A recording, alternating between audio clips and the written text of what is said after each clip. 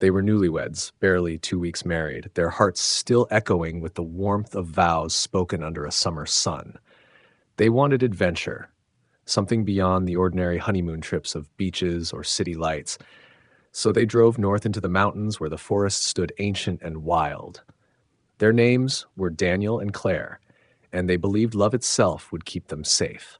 They parked the car at the base of a long, winding trail, loaded their packs with gear, and laughed at how heavy it all felt. The air was thin, crisp, filled with the scent of pine and earth. Birds darted between the trees, and the sound of a rushing stream carried through the stillness. They held hands as they hiked upward, the canopy swallowing the last traces of civilization. Hours passed, and the trail grew steeper, more tangled, but their excitement never waned. By dusk, they found a clearing surrounded by tall firs, the sky above painted in crimson streaks. Daniel pitched the tent while Claire gathered wood for a fire, their laughter mingling with the crackle of kindling. They roasted marshmallows, told stories, and kissed under the blanket of stars, certain the world belonged to them. When sleep finally came, it was deep, safe, wrapped in each other's arms. But the forest has ways of changing the tone of dreams. A sound in the night woke Claire first, a low rustling just beyond the thin walls of the tent. She whispered to Daniel, who stirred, half asleep, dismissing it as a deer.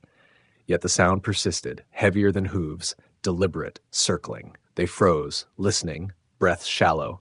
Eventually it faded into silence, and exhaustion pulled them back into uneasy sleep. Morning light filtered in pale and gray, clouds smothering the sun.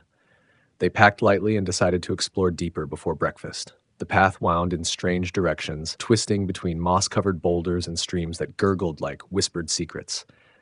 Hours slipped by, and when they turned to head back, the trail was gone. Every tree looked the same, every rock a mirror of the last. Panic flickered in Claire's eyes, but Daniel soothed her, saying he had a compass. They would retrace their steps. But the compass spun erratically, its needle trembling as though confused. By midday, their water was half gone, and hunger gnawed at them. They argued briefly, stress pressing in, but quickly clung tighter to one another, whispering promises they'd find the camp soon. Yet when they stumbled into a clearing, it was not theirs. Instead of their fire pit, they found a ring of stones blackened long ago, abandoned, cold. The silence around it felt unnatural, as if the forest itself held its breath. Claire shivered, insisting they move on, her hand gripping Daniel's until her knuckles whitened. The sun slid lower, shadows stretching tall and crooked. They chose a new spot to rest, building a small fire with what little dry wood they could find. The warmth offered a fragile comfort, though neither could shake the feeling that they were being watched. Claire thought she saw movement at the edge of the firelight, but Daniel told her it was nerves. Still, she kept glancing into the dark, waiting for eyes to blink back. That night, sleep came in fragments, haunted by whispers carried on the wind. By dawn, they were pale, hollow-eyed, but determined to push forward. They followed the stream, hoping it might lead to a road, a village, anything. Instead, it wound endlessly deeper, through ravines where sunlight barely touched the ground. Their boots grew soaked, feet blistering, throats dry.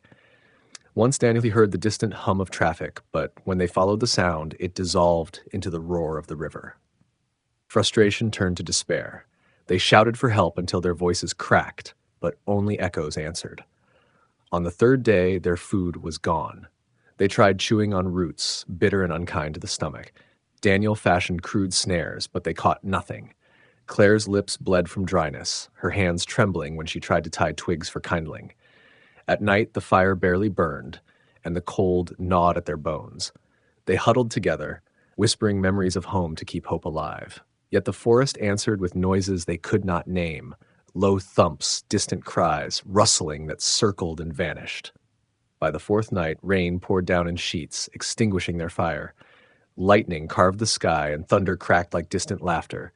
In those flashes, they swore they saw shapes moving between the trees, tall, gaunt, watching. Fear seeped into their marrow. They clung tighter, whispering each other's names as if repetition could keep them real. Morning brought no relief.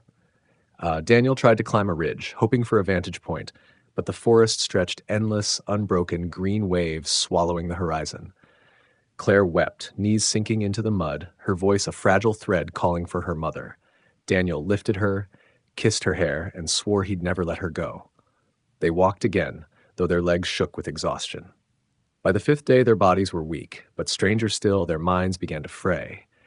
Claire thought she saw their tent between the trees, its bright fabric shining like salvation, but when they ran toward it, it vanished, nothing but moss and stone.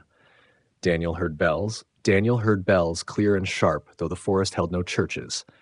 They realized the woods were toying with them, bending their senses, drawing them deeper. By the 6th night, whispers no longer came from the wind but from inside their skulls. Voices coaxed them, told them to lie down, to give in, to let the forest take them. Claire screamed at the emptiness. Daniel shouted back, yet the voices only laughed. Still, they pressed forward, hands locked, hearts desperate. On the 7th day, by a miracle or madness, they stumbled onto a dirt road cutting through the trees. Relief surged so violently Claire collapsed, sobbing. Daniel dragged her to her feet, whispering they were saved. But the road stretched in both directions, empty, endless. No signs, no vehicles, no footprints. They chose one direction and walked until their legs could carry them no more. Night fell again, and with it came the realization that the road was as endless as the forest. Their fire sputtered weakly by the roadside, and they clung together, whispering vows they had spoken at the altar only weeks before. In the darkness, the whispers returned, clearer, closer, promising they would never leave this place. Daniel kissed Claire, tears mixing with the dirt on her cheeks, swearing he would protect her. But the forest loomed around them, eternal, patient, knowing it had already claimed them.